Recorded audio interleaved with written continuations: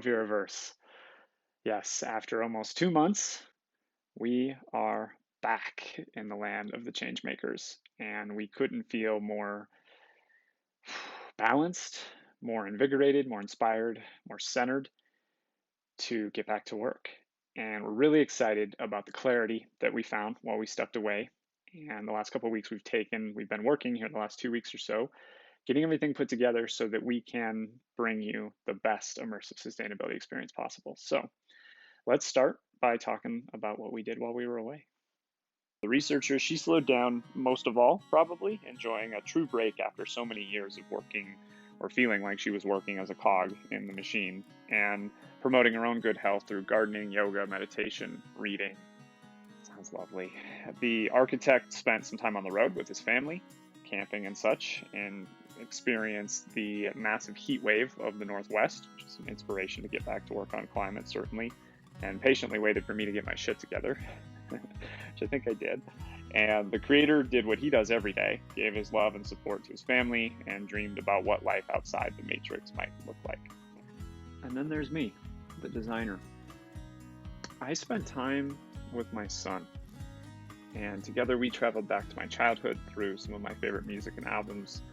We experienced nature, and he inspired me to get back on a motorcycle for the first time in 10 plus years. Though, Milo, you're never allowed on them. See, I'm serious. But in his 11-month-old wisdom, he taught me that everything that we need to experience, fight for, be inspired for, it's right here in front of us every single day. And for the Sustainability Champion, we've been preparing for this time our entire lives. As kids, we learned about climate change, and for me personally, I was bullied a ton, and regretfully sometimes became the bully. And it created this mental turmoil from within. Why are humans so flawed? And it put me on a lifelong journey of trying to understand and solve some of these big problems we have. And these are problems that a kid from the backwoods of the mountains in Montana probably had no business trying to take on. But as I grew older, I felt adrift, trying to find purpose in this world where purpose isn't always encouraged, and those problems continued to seem too big. But then sustainability came into my life, and I felt flowy. I felt like a river, or like a fish that follows it, strong, confident, and a certain sort of conviction about where I was headed. But recently I hit the dam, and it kicked my ass, so I stepped away. So sit back, enjoy this sustainability story, and learn a little bit about how, when it feels like we can't step away, that is exactly the time when we need to take a minute, reassess the landscape, and push on. Because we may just learn that the big problems are solved from the littlest places of inspiration. Week one, a dark place, to be honest. Being crushed by my own ambition and carrying the weight of my own failure. Sad, anxious, fearful, frustrated. I had gone out trying to save the world for Milo rather than teaching him how to just live. And he's a baby, so he's got time, and we've got time. So him and I dove into some music, the Beatles, Pink Floyd, New Found Glory, Linkin Park, Green Day. That carried me back to my middle school days. And there was also a little bit of Nickelback and Smash Mouth in there. I told you it was a dark place. Week two, climbing out of this dark hole. Milo pulled me out.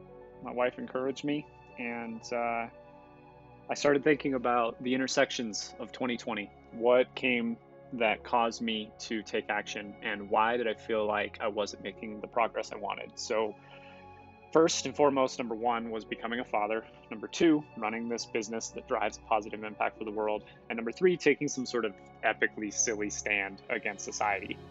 But let's start with the most important one, which is the becoming a father piece. I had struggled to decide to pursue parenthood for a long time. You know, an unhealthy planet, a divided people, and a future full of danger and uncertainty were really problematic for me. And I was fortunate to be on the receiving end of wisdom from two very awesome women. One, my wife's best friend, Christina, who told me a few years ago that, yeah, the world's fucked up, but that's exactly why it needs to have more good people in it to contribute to a greater good, and that me and my wife could bring that sort of person into the world. And that was big. That was big.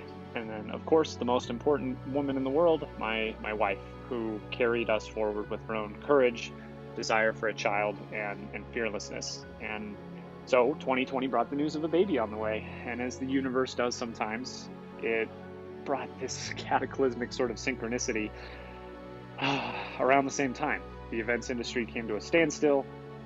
So my job and the world became uncertain places. And that, with a baby on the way, sparked an idea that would ultimately become Viridescent and compel us to start building this immersive sustainability approach.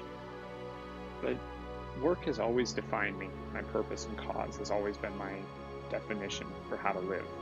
And what I realized in taking time away from that is that the more important stuff lies right there with us. And my son, he needs love and a role model for how to live in this crazy world. And sometimes that's just listening to him laugh when he sees his first butterfly, which made me cry.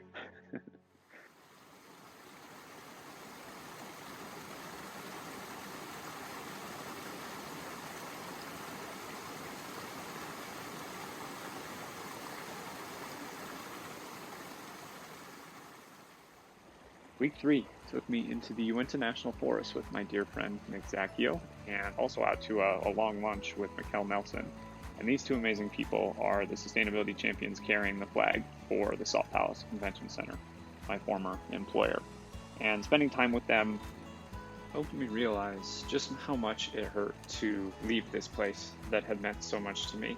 Over the course of 5 years, we built an industry-leading sustainability program that completely changed the nonprofit community in Salt Lake and transformed a culture to have an added purpose for people and planet that they didn't have before, and saw everyday average normal people do something greater than themselves. And that always inspired me so much. We turned almost 1 million pounds of wasted trade show material into a value of a couple $1 million worth of new community impact. It was a special thing, and this will kind of carry us into our epically silly stand against society, but it was never a stand against the Salt Palace, because that place and those people are special. And finally, I found myself ready to let go and say goodbye, but it hurt. It hurt.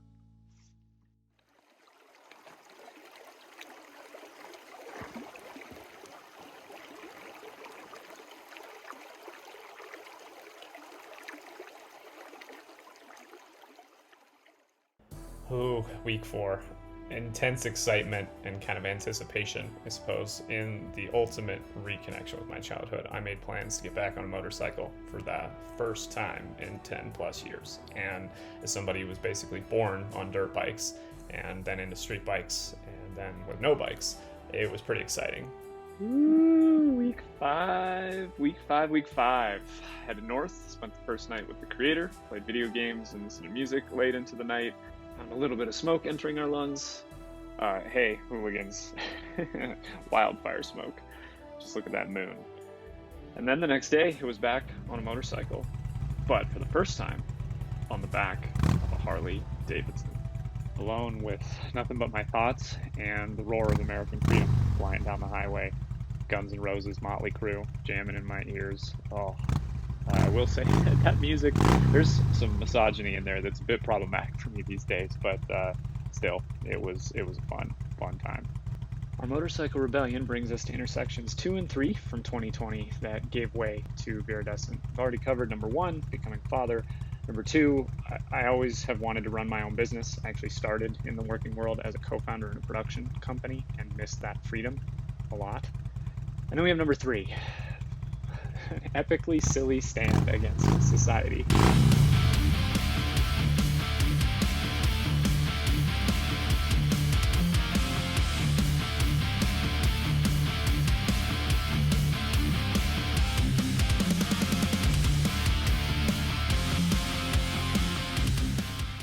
So coming into 2020, I had an interesting opportunity to potentially scale the work that I was doing for the large venue management company, the world's largest actually, that managed the Salt Palace, but many other venues, to scale the amazing work we'd done in Salt Lake into the corporate office.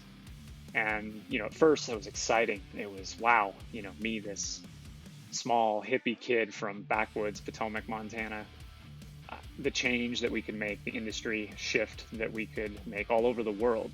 Wow, right? Wow. But it became kind of a wow question. It didn't feel right to me. 2020's call for racial justice and against systemic racism really opened my eyes in a way that I am ashamed to say they were a bit close to. And I felt like I couldn't just become another corporate white dude executive, leader, whatever. It just no longer felt right to me anymore. And I do want to say that I'm not calling out or indicting my previous employer or anybody that works in a corporate setting or for a corporation. There's so many amazing people that are contributing to a greater good in those spaces. And certainly there's a lot of sustainability champions that are still fighting from within the system, believing that it can change for a greater good. And I share some of those beliefs often. But I also think that right now, the world sometimes needs people that are willing to take a different path than the one that's been laid out for them. Because sometimes the thing that is there for us, the easiest pathways, aren't necessarily the right things for us or for the world, potentially, I suppose.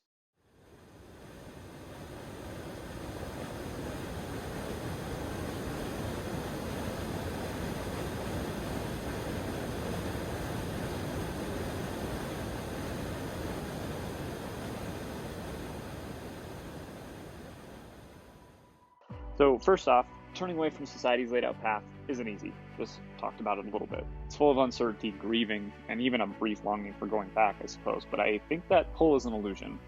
Others don't hold the key to our own happiness and self-sustainability. We do, or we should. And I didn't build the idea of the Vera Vigilantes and sustainability superheroes to just fall victims to the trappings of an easier, comfortable, and somewhat powerless or less free life. In connection to that, flip side of the coin, taking 5 weeks off is full of privilege. It is some bullshit that this is the case, though. We live in this go-go sort of economy. We are pushed and pulled in so many different directions, and we're buried by nonsense sayings like, that's just the way life is, or this is just how things are done. We're told again and again to live within the real world, as if that is the standard for quality and happiness. Many are faced with the inequities and unfairness of this so-called real world. And welcome to the machine. How the hell are we supposed to make sense of what is actually best for us? How are we supposed to have the power to make our own choices? Is freedom in America, or anywhere else for that matter, actually freedom if there's so many external forces dictating how we build our life? And boo-hoo for the privileged white dude that can go hiking and spend time on a motorcycle driving around Montana, but that is exactly my point. It was hard for me to take this time and break away to examine my existence in our world. I just imagine how difficult it is for some people that don't even remotely have a pathway to that choice at the moment. And that's fucked up, to be honest. And so it's long time that one, certainly I stopped taking my freedom for granted, but that we all examine our place in this world and figure out how to promote a more sustainable humanity where everybody is given the freedom and choice to question their path and make a positive change for them, whatever feels good. Next up, family is the most real. Everything happening in the larger world has to come second to the most real connections to the human experience. Kinship, marriage, partnership, parenthood. If you miss this part of life, you likely miss one of the most important meanings of life. And this doesn't mean having kids, by the way, or getting married. It's just rock on to those that don't have these things. But it does mean having meaningful human connection with those that you can love somewhere, somehow. Everyone needs and deserves this. Next lesson. VIRIVERSE isn't here to stop climate change because, friends, it's already here. We aren't here to save the planet because climate change is the planet working to save itself, in a sense. We are here, however, to create a movement where the sustainability champions of the world can build a happy life, positive impact, and a balanced existence on this earth. We're here to motivate you to be your best self so that you can inspire your own circle of influence to do the same. In doing that, we may just reach the masses. And while the VIRIVERSE may bring you other planets, places, and weird shit, you need to know that it really only exists in one place. You see, the better world that sustainability champions, and for the most part, all humans want to see, doesn't exist inside the human ego on a quest for greatness. It lies within the soul, within each of us, in a place where we live in balance with ourselves, our family, our community, our economy, and, of course, our planet. A way of living that doesn't place us at the center of the universe, but within it, marching as an ant might in support of a system so much larger than itself. And all humans can travel through the VIRIVERSE we are building. You only really need one simple thing to get there: a desire for a healthier life and a more sustainable human experience. This place fosters freedom, choice, compassion, and forgiveness. It promotes love and partnership, and it also strives for innovation and sustainable economic redevelopment. If we find these things, climate change will slow, the planet will stabilize, and humans can keep living on and stop treating each other like shit. Because 2021, friends, aren't we a bit better than that by now?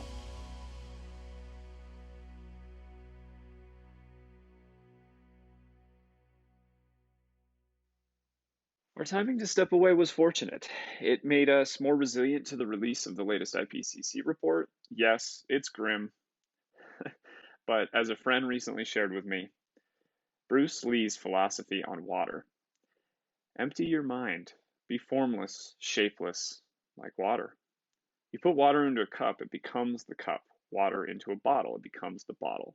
Into a teapot, it becomes the teapot. Now, water can flow or it can crash. Be water, my friend. This hiatus gave us the ability to return and do just that. And unlike the 6 years of flow that began my sustainability journey, I now know where the dams are located. Here is to the real beginning of our immersive world of sustainability, where saving the world is made fun with and for those we care about.